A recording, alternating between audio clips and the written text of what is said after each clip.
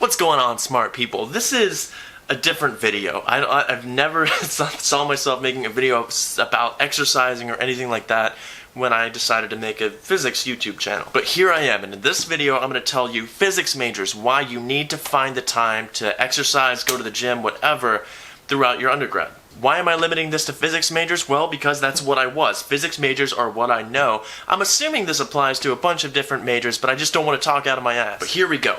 Throughout your undergraduate career, you're going to find yourself increasing the amount of time a day you spend just thinking.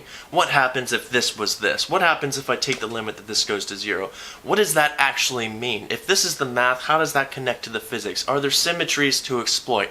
All of this stuff just goes on throughout your head at a daily basis. And in my opinion, one of the most stressful things in undergraduate physics is when you spend hours and hours just thinking about one thing or solving one problem and still not getting it. And guess what? That one classmate you have already understands it perfectly. What's wrong with you? Why don't you get it? The amount of time you spend thinking and not understanding things really takes a toll on your confidence. This can develop into things like imposter syndrome, feeling like you genuinely don't belong somewhere because you just don't understand it like everyone else, or you think you don't understand it like everyone else. So this is where wins that are more quantifiable, like in exercising and weightlifting, this is where they really shine. For one thing, it's satisfying at a primal level, like picking shit up and putting it back down. And it's not like you can argue that you didn't just pick it up. That's what I mean by the goals being quantifiable. You go to the gym one week, you do 9 reps at 225, the next week you do 10 reps. You are objectively this much stronger than last week. Do you really understand the consequences of something being mutual eigenstates to two different operators?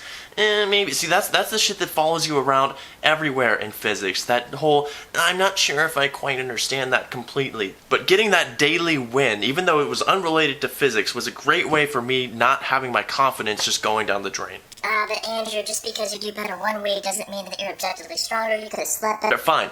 Why don't you plot out all the reps that you do each week, and then you can see the trend for yourself. Now I want to talk about my whole perspective on, I just don't have time to go to the gym.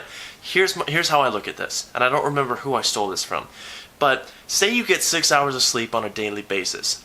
What I suggest is take one of those hours of sleep and set it aside for exercising. So now, even though you're only sleeping 5 hours, because you went to the gym, the quality of those 5 hours of sleep will be better than the 6 hours combined for the rest. You'll wake up more rested and you'll go to sleep less stressed. I really think that I can attribute my daily enthusiasm to this subject to me taking the time to go to the gym and clear my head for a little bit. So do me a favor, give it a shot, try it for a week. A week isn't long enough to establish a habit, but it is long enough to feel guilty as shit if you don't go the next day. Let me know in the comments section if you are trying or if you have any questions about it, and I'll see you guys there.